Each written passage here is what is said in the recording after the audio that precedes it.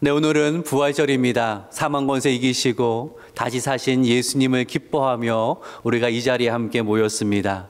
이 예배 시간을 통하여서 부활하신 예수님으로 인하여서 참 기쁨과 소망을 누리시는 저와 여러분 되시기를 주님의 이름으로 축복합니다. 아멘. 2017년에 유발 노아 하라리라는 이스라엘 역사학자가 호모 데우스라는 책을 써서 편찬을 했습니다. 그리고 이 책이 베스트셀러가 됐는데요. 저자는 이 책에서 이러한 주장을 합니다.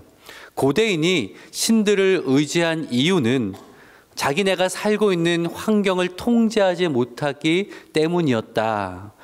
하지만 지금은 과학의 발달로 인하여서 충분한 통제력을 가지고 있으니 신을 더 이상 의지할 필요가 없다. 그래서 책이 호모데우스, 인류가 신이다라는 그러한 뜻이죠. 이런 조금 발췌글을 읽어드리면 이렇게 주장을 합니다. 지난 수십 년간 우리는 기근과 역병과 전쟁을 용케 억제해왔다. 그러니 신에게 가서 우리를 구원해달라고 기도할 필요가 없다. 기근과 역병과 전쟁을 예방하려면 어떻게 해야 하는지 우리는 잘 알고 있으며 대개의 성공리에 막아낸다. 여러분 이 글을 어떻게 생각하십니까? 근데 아이러니하게도요. 채 3년도 지나지 않아서 이 책이 나온 지 3년도 지나지 않아서 코로나 대유행으로 인해서 온 나라와 세계가 고통을 받았습니다. 그때 많은 과학자들이 이야기를 했습니다. 겨울에 이제 코로나 대유행이 시작이 됐잖아요. 여름이 되면 날이 따뜻해지면 괜찮아질 테니까 조금만 참고 견뎌주십시오. 우리나라 전문가뿐만 아니라 세계의 저명한 그런 기관과 전문가들이 한결같이 여름이 되면 괜찮아질 겁니다. 여러분 좀만 더 견디십시오라고 말을 하는 겁니다. 그래서 모두가 거기에 희망을 가지고 그래 좀만 견뎌보자, 불편하지만 잘 참아보자 하면서 한 두세 달을 그렇게 보냈잖아요. 기다리던 6월이 됐는데 코로나 환자가 어떻게 됐죠? 폭발적으로 더 증가를 하는 겁니다. 사람들이 희망이 무너지게 되죠. 공포에 휩싸이게 되어지고 또 낙심하게 되어지고 도대체 이 고통이 언제 끝날는지 모르는 채 참 힘든 시간들을 우리는 보낸 기억을 가지고 있습니다. 현대 기술이 발달해서 잘 통제할 거라고 생각이 되었는데 아니요. 현대 기술로 발달로 오히려 코로나 바이러스가 더 빠르게 확산을 했습니다. 제가 언젠가 아프리카의 그 오즈를 한번 가보니까 거기 사람들은 이동을 그렇게 많이 안 합니다. 그냥 한 지역에 모여 살더라고요. 근데 선진국일수록 기술이 발달할수록 이동이 활발하고요. 날아간 이동도 편리하고 쉬워진 시대를 우리는 살고 있잖아요. 현대 기술로 발달로 인하여서 오히려 코로나 바이러스가 전 세계에 급속하게 퍼진 것을 우리는 알고 있습니다. 이 계몽주의 영향이 지금까지 있어서요. 현대 기술이 발달하면 인류는 더 나은 세상으로 나아갈 수 있을 것이다. 우리는 유토피아로 나아갈 수 있을 것이다 라고 그렇게 이야기를 합니다. 분명 현대 기술로 발달로 우리에게 주어지는 유익들이 많고 편리함도 많습니다. 하지만요, 동시에 더 많은 악이 발생하는 것을 우리는 보게 된다라는 거죠. 그럼 인터넷 발달을 예로 들어볼까요? 인터넷이 발달하고 IT 기술이 발달하면서 우리는 안방에 앉아서 세계 반대편에 일어난 일을 실시간으로 알 수가 있습니다. 멀리 있는 자녀들과 영상통화를 하면서 또 그 좋은 시간을 우리가 보낼 수가 있습니다. 그런데요, 예전에 없던 신종 범죄도 기승을 부리고 있습니다. 한 IT 전문가가 이런 말을 하더라고요. 그 가족의 아이들이 나오는 그 영상, 소리가 있는 그 영상을 이렇게 아무나 볼 수 있게 올리지 말라라는 거예요. 왜냐하면 그 영상을 가지고 그 아이의 목소리를 똑같이 만들어서 보이스피싱 범죄를 그렇게 하고 있다라는 것입니다. 사람들은요, 기술이 발달하면 세상이 나아질 거라는 그런 희망을 많이 이야기했지만 기술이 많이 발달했어요. 편리해지긴 했습니다. 하지만 세상이 더 좋아졌다, 세상이 더 선해졌다 말하기는 참 어렵습니다. 왜냐하면 현대 기술의 발달로 우리가 외부의 환경을 통제하는 그 통제력은 점점 키워지고 있지만 무엇이 통제되지 않습니까? 사람의 마음에서 끊임없이 솟아나는 여러 종류의 악은 전혀 통제가 되고 있지 않다라는 것입니다. 저는 지금 세상이 주는 편리함, 기술의 이득들을 다 필요 없으니까 무시하고 삽시다라는 말씀을 드리는 것은 아닙니다. 거기에 소망을 두지 말자라는 것입니다. 세상이 말하는 그런 것에 소망을 둘 때에 우리는 언젠가 깨닫게 될 것입니다. 그것이 나에게 헛된 것이었구나. 그 소망이 나를 지켜주지를 못했구나라는 것을 어느 날 깨닫게 될 거라는 거죠. 오늘 설교 제목이 거짓 소망이 아닌 참된 소망으로입니다.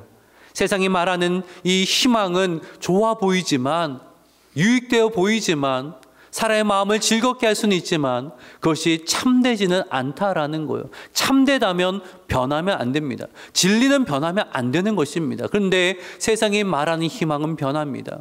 나에게 무언가를 안겨다 줄 듯 하지만 또 나를 실망시키고 나를 좌절시키고 나를 넘어지게 하는 것이 바로 세상이 말하는 희망, 소망이라는 거죠. 저는 오늘 굳건한 소망을 붙듭시다라는 말씀을 드리고 싶습니다. 그 소망은 부활하신 예수님이 우리에게 주시는 소망입니다. 이 소망에 관한 말씀을 드릴 때에 세상이 말하는 헛된 소망이 아니라 하나님이 주시는 놀라운 이 굳건한 소망을 붙들고 참 기쁨의 삶을 살아가는, 승리의 삶을 살아가는 저와 여러분 되시기를 주님의 이름으로 축복합니다. 아멘. 자, 오늘 본문 베드로전서 1장입니다. 이 베드로전서는 총 5장으로 이루어진 비교적 짧은 서신입니다. 이 짧은 서신에 고난에 관련된 단어가 무려 12번이나 등장을 하고 있습니다. 그럼 베드로전서의 주요 주제가 무엇입니까? 고난에 관한 것을 지금 이야기하고 싶은 겁니다. 특별히 고난 중에서 참 소망을 품고 믿음으로 인내하며 승리하기를 원하면서 베드로 사도는 이 편지를 쓰고 있다라는 거죠. 우리 1장 1절 이 수신자가 어땠는지를 한번 읽어볼까요? 1장 1절에 있습니다. 시작. 예수 그리스도의 사도 베드로는 본도, 갈라디아, 갑바도기아, 아시아와 비두니아 흩어진 나그네에게 쓴 겁니다. 본도, 갈라디아, 갑바도기아, 아시아, 비두니아 이 모든 지역은요 지금은 튀르키예 지역에 해당되고 있고요, 성경에선 소아시아 지역으로 불리는 그런 장소입니다. 이 소아시아 여러 군데 흩어져 있는 그 성도에게 쓰는 편지라는 거죠. 근데 마지막에 뭐라고 말합니까? 나그네라고 부르고 있습니다. 나그네라고 부르고 있어요. 나그네가 어떤 사람이죠? 한 곳에 정착하지 않고 여기저기 다니는 사람을 나그네라고 합니다. 그래서 나그네는 그 지역 사람들에게 이방인이고 낯선 사람들이고 또는 여행객으로 불릴 수 있거든요. 그럼 왜 베드로 사도는 그 성도들을 나그네라고 부르고 있는 걸까요? 이들이 여러 지역을 오가는 유목 생활을 하기 때문입니까? 그렇지 않아요. 두 가지 의미에서 그들을 나그네라고 부르고 있다라는 거죠. 첫 번째는 이 성도들은 하늘 시민권을 가진 자이기에 나그네라고 부르고 있다라는 것입니다. 본향은 천국입니다. 이 땅에 살면 모든 여정은요 본향으로 돌아가는 여정이라는 거죠. 그런 의미에서 소아시아 성도들을 나그네라고 부르고 있습니다. 사랑하는 여러분, 우리의 본향은 어디입니까? 천국입니다. 우리의 본향은 천국입니다. 우리가 돌아갈 것은 분명합니다. 우리의 이 땅의 삶은 천국 본향으로 돌아가는 나그네의 삶인 것을 우리는 꼭 기억해야 된다라는 거죠. 그리고 베드로가 그 수신자들을 나그네라고 부른 또 하나의 이유는 이들이 처한 상황 때문이었습니다.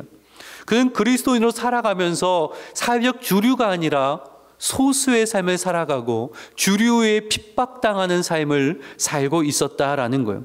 베드로전서는 한 62년, 63년 사이에 쓰여졌는데 이 로마 황제 네로에 의해서 본격적인 핍박이 있기 직전에 쓰여진 서신입니다.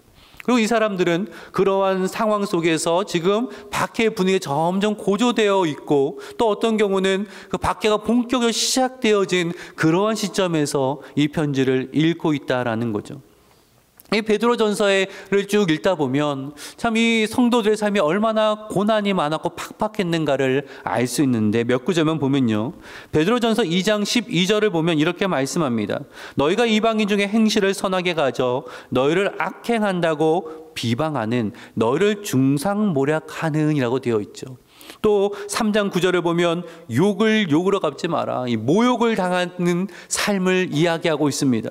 3장 16절 너희의 선행을 욕하는 비방하는 자들, 비방함을 당하고 있고요. 4장 4절을 보면 그들이 이상히 여겨 비방한다. 이건 너희의 명예를 깎아내리고 있다. 또 4장 14절 너희가 그리스도의 이름으로 치욕을 당하고 있다.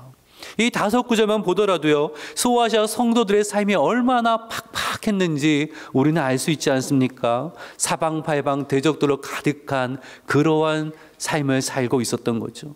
삶의 어려운 문제들이 해결되지 않은 상태에 놓였습니다. 기도하지만 고난이 사라지지 않는 겁니다. 세상의 관점으로 보면요, 뭐에 소망을 두고 살아갑니까? 비방을 당하고 사람들이 적으로 가득하여지고 도대체 어디에 소망을 가지고 희망을 가지고 살 수 있는가라는 생각이 듭니다. 그런데 베드로는 뭘 얘기합니까? 성도에겐 다른 소망이 있습니다. 우리가 붙들어야 할 소망은 다른 것입니다 라고 이야기하면서 오늘 3절의 말씀을 하는 겁니다. 우리 3절의 말씀을 같이 한번 읽어볼까요? 시작. 그리스도의 아버지 하나님을 찬송하리로다. 그의 많으신 긍휼대로 예수 그리스도를 죽은 자 가운데서 부활하게 하심으로 말미암아 우리를 거듭나게 하사 산 소망이 있게 하시며. 뭐라고 말씀합니까? 우리를 죽은 자 가운데서 부활하게 하심으로 말미암아 우리를 거듭나게 하셨고, 그 다음에 뭐라고 말씀하세요? 산 소망이 있게 하셨다. 산 소망, 살아있는 소망이 있다라고 이야기를 합니다. 지금 베드로 강조하는 것은 그냥 소망이라고 말씀하지 않고 산 소망이라고 이야기하면서 세상이 말하는 희망, 소망과 다르다라는 이야기를 하는 거예요. 무엇이 다르고죠? 살아있다, 생명이 있다라는 거예요. 자, 예를 들어 볼게요. 꽃다발을 이렇게 예를 들어 보면 꽃다발과 가지에 붙어 있는 꽃을 보면 그 꽃은 비슷해 보입니다. 그런데 시간이 지날수록 달라집니다. 어떻게 달라져요? 꽃다발에 있는 꽃은 점점 시들어지고 꽃만 시드는 것이 아니라 그 가지도 메마르게 됩니다. 그리고 메마르고 나면 다시 꽃을 피우지 못합니다. 하지만 이 가지에 있는 꽃을 보면요, 이 땅에 심겨져 있는 그런 꽃을 보면 그 꽃도 마릅니다. 마를 때가 있어요. 하지만 나뭇가지가 시들지 않습니다. 꽃은 떨어지지만 또 시간이 지나고 겨울이 지나고 봄이 오면 다시 새순이 돋아나고 아름다운 꽃을 피는 것을 우리는 매년 보고 있지 않습니까? 뭐의 차이입니까? 생명이 있고 없고의 차이라는 거예요. 소망도 마찬가지라는 거죠. 겉으로는 비슷해 보이지만 그 안에 생명이 있는 산 소망이 있고 생명이 없는 죽은 소망이 있다라는 것입니다. 살아있는 소망은 시간이 지나도 희미해지거나 사라지거나 시들지 않는다라는 거예요. 헛되지 않고 그 소망은 우리를 실망시키지 않는다라는 것입니다. 지금 베드로는 그 이야기를 하고 싶은 겁니다.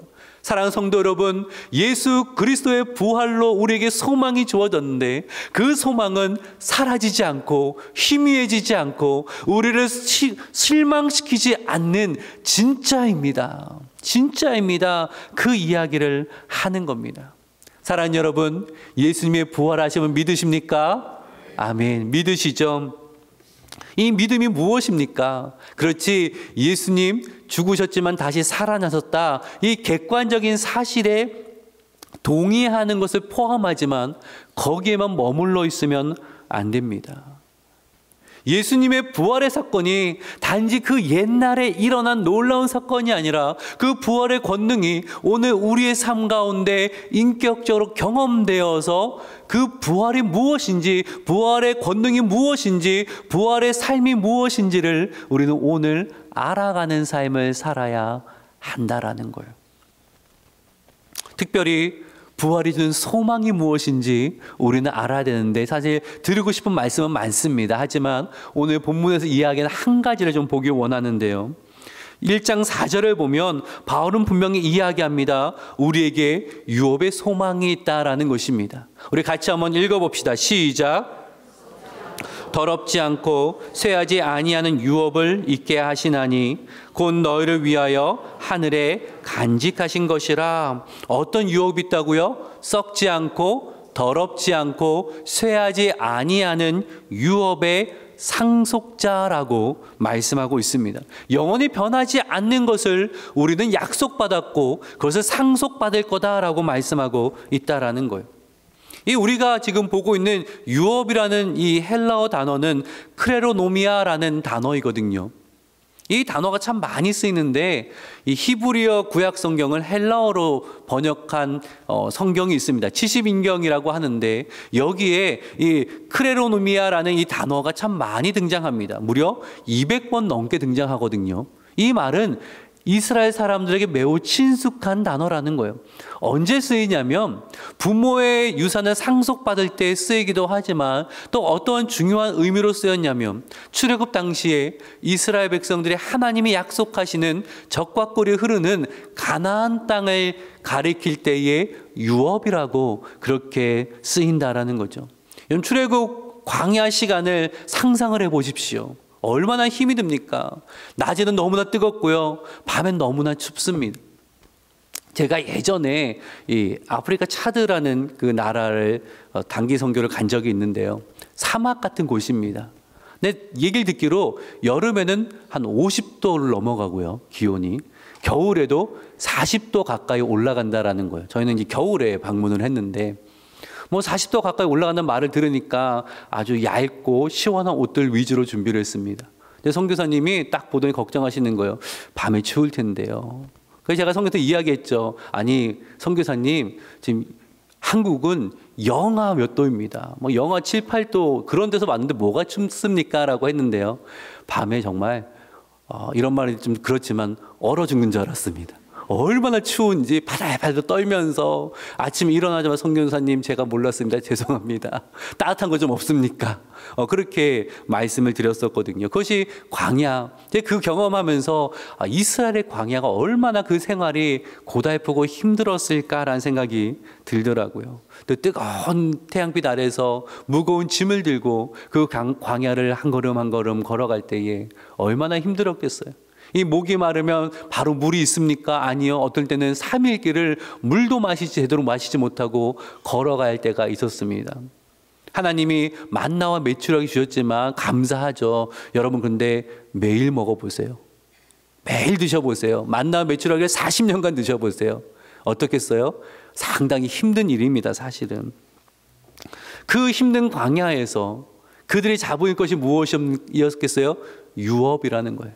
적과 꿀이 흐르는 가나안 땅. 이 적과 꿀이 흐른다는 것은 하나님의 은혜가 가득한, 하나님이 약속하신 그 축복의 땅이라는 의미거든요. 그 유업이 우리에게 있으니 오늘 우리는 광야의 삶을 인내하고 힘을 내어서 한 걸음 한 걸음 걸어가야 된다는 그 소망이 그들에게 있었다라는 것입니다. 동일한 의미를 가지고 지금 신약 성경 베드로서는 유업을 이야기를 하는 겁니다. 그럼 우리에게 유업이 무엇입니까? 우리 마태복음 25장 31절과 34절의 말씀을 보면요. 31절은 제가 있습니다. 인자가 자기 영광으로 모든 천사와 함께 올 때에 자기 영광의 보좌에 앉으리니. 34절은 같이 읽을까요? 시작. 그 오른편에 있는 자들에게 이르시되 내 아버지께 복받을 자들이여 나와 창세로부터 너희를 위하여 예비된 나라를 상속받으라. 아멘. 예비된 나라를 상속받으라라고 말씀하고 있다라는 거예요. 우리는 어떤 상속자입니까? 하나님 나라의 상속자입니다. 하나님 나라의 상속자입니다. 여러분, 이 세상에 그 어떤 것을 상속받는다 할지라도 하나님 나라를 상속받는 거에 비할 수 있겠습니까? 그렇죠? 우리 옆 사람과 한번 이야기해 볼까요? 사실 저는 부자입니다. 못 믿으시겠어요? 하나님 나라를 상속받은 자인데 여러분 부자 아닙니까? 여러분 그런 부자가 세상에 어디에 있습니까? 우리 하나님 나라를 상속받은 부유한 자입니다. 요한복음 14장 3절의 말씀 우리 같이 한번 읽어볼까요? 시작. 거처를 예비하면 내가 다시 와서 너희를 내게로 영접하여 나 있는 곳에 너희도 있게 하리라. 아멘. 우리 주님 뭐라고 말씀하세요? 너희 거처를 예비하겠다. 제가 상상을 해봐요. 상상력을 동원해서 딱 천국에 갔더니 제 이름은 딱 적혀 있는 아주 멋진 집이 있는 거죠. 얼마나 멋진 일입니까? 그렇죠? 나에게 약속된 천국에 처소가 있다라는 거. 여러분, 우리는 이것을 꼭 기억해야 돼요. 왜요? 우리는 하나님 나라의 상속자이기 때문이라는 거죠.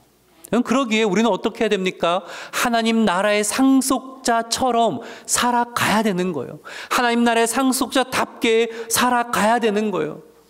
하나님 나라를 상속받았는데 늘 지금의 눈앞에 고난만 바라보면 낙심하고 한숨 지으면 안 된다라는 것입니다.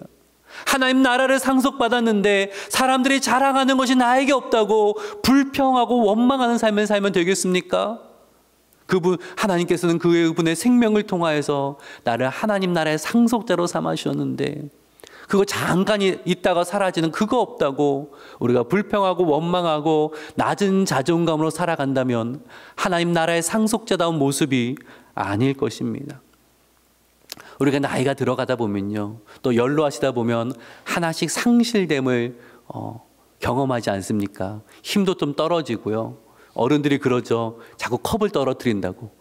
손에 힘도 빠지고 걸음도 느려지고 예전에 했던 것이 하나씩 상실되어지는 상실감으로 참 많은 아픈 부분이 있는데요. 근데요, 반대로 생각해 보세요. 내가 하나씩 상실함은 하나님 나라를 내 가까이 간 날이 다가온 거구나. 그 놀라운 상속을 받을 때가 된 것이라는 소망도 우리에게 있어야 한다라는 거예요. 자, 그런 의미에서 바울은 이렇게 고백을 하였습니다. 로마서 8장 18절의 말씀 같이 한번 읽어봅시다. 시작. 현재의 고난은 장차 우리에게 나타날 영광과 비교할 수 없도다. 아멘. 이 말씀 오해하지 마세요. 고난 아무것도 아니더라. 아니요. 고난 너무나 힘든 것입니다. 너무나 힘들어요. 그런데 뭘 바라봅니까? 고난 넘어 우리에게 주어질 영광을 바라보니 그 영광에 비하면 고난은 지나가는 것이구나. 나에게 영광은 영원하고 고난은 스쳐가는 것이구나라는 고백을 하게 되어진다라는 거죠. 성경 우리에게 말씀합니다. 나에게 무엇이 약속되어 있는가를 볼 것을 이야기합니다. 성경은 무슨 말씀합니까? 예수 그리스도가 우리의 부활의 첫 열매가 되셨다라고 말씀하거든요. 여러분, 사과나무가 있어요. 첫 열매를 봅니다. 우리는 무엇을 알 수 있어요? 같은 종류의 사과가 계속 열릴 것을 알 수 있어요. 예수 그리스도가 우리의 부활의 첫 열매가 되신다라는 것은 우리도 예수 그리스도를 따라서 부활의 영광에 동참하게 된다라는 것을 의미한다라는 거예요. 그러니 힘들고 어려울 때마다 우리는 부활하신 주님을 바라볼 수 있어야 됩니다. 내 육신이 연약하면 내 마음이 좌절될 때에 부활하신 주님을 바라볼 수 있어야 됩니다. 너무나 많은 일들이 나에게 다가올 때에, 여러 고난의 풍파가 다가올 때에 그것만 바라보지 마시고 부활하신 주님을 바라보며 우리는 고백하게 되죠. 이 또한 지나가리라. 이 또한 지나가리라. 이 고난의 풍파를 넘어서 나는 부활의 영광으로 가고 있습니다. 이 고백이 여러분 입술 가운데 이루어지기를 주님의 이름으로 축복합니다. 아멘. 지난 주간에 팀 켈러 목사님, 지금 주님 품에 안 계셨는데 팀 켈러 목사님의 저서 부활을 입다라는 책을 감명 깊게 읽었습니다. 이 책은 팀 켈러 목사님이 췌장암 진단을 받고 쓴 책입니다. 더 정확하게 말씀드리면 이제 부활에 관한 책을 써야겠다라는 마음이 들어서 부활에 관한 책을 쓰고 있는데 췌장암 진단을 받은 겁니다. 병증도 위중하고 치료도 아주 까다롭다는 절망적인 이야기를 들었습니다. 죽음이 그 앞에 다가온 거예요. 그런데요, 그 죽음 앞에서 이 목사님은 부활에 관한 묵상을 하시고 부활에 관한 책을 쓰셨다라는 거죠. 다른 사람들은 이분의 건강이 악화되는 것으로 참 많이 안타까워했습니다.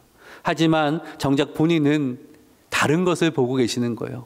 그 모든 것을 넘어 그에게 주어질 부활의 영광을 바라보며 책을 집필하시고 완성하시고 마지막까지 그 영광을 바라보며 나아갔습니다. 이 마지막 남긴 말이 이런 말이었습니다. 이제 저는 예수님을 배려합니다. 직역하면 나는 예수님 만날 준비가 됐습니다. 예수님 만나기를 더 이상 기다릴 수 없습니다. 예수님 만나는 마음에 나는 흥분이 됩니다라는 거거든요. 그러니 뭐라고 말합니까? Send me home. 나를 본향으로 보내주시면 됩니다. 평생 무엇을 바라본 겁니까? 부활의 영광을 바라보며 한 걸음 한 걸음 믿음의 길을 걸어갔다라는 거죠. 말씀을 정리합니다. 부활하신 예수님으로 인해 주시는 우리에게 붙드신 소망은 참된 것입니다. 변하지 않는 것입니다. 참된 것은 영원합니다. 사라지지 않습니다. 영원한 하나님 나라의 소망이고 하나님 주신 영광에 대한 소망이라는 거죠. 이 소망을 붙들 때에 우리는 오늘 인내할 수 있습니다. 오늘 넘어져도 다시 일어날 수 있습니다. 내가 연약하지만 낙심하지 않는 겁니다. 왜요? 나의 마지막을 알기에, 내가 누릴 것이 무엇인지를 알고 있기에 그것을 바라보면서 오늘 믿음으로 찬양할 수 있고 믿음으로 감사할 수 있고 믿음의 소망을 가질 수 있는 것입니다. 그러기 여러분, 세상이 말하는 거짓 소망에 마음을 두지 마십시오. 있으면 좋고 없어도 괜찮습니다. 왜요? 더 귀한 것, 영원한 것에 대한 소망이 우리에게 있기 때문입니다. 거짓 소망이 아니라 주님 약속하신 참된 소망, 이 부활의 소망, 부활의 영광을 붙드시고 오늘도 믿음으로 살아가며 하나님을 예배하며 하나님께 영광 올려드리시는 저와 여러분 되시기를 주님의 이름으로 축복합니다. 아멘. 기도합니다.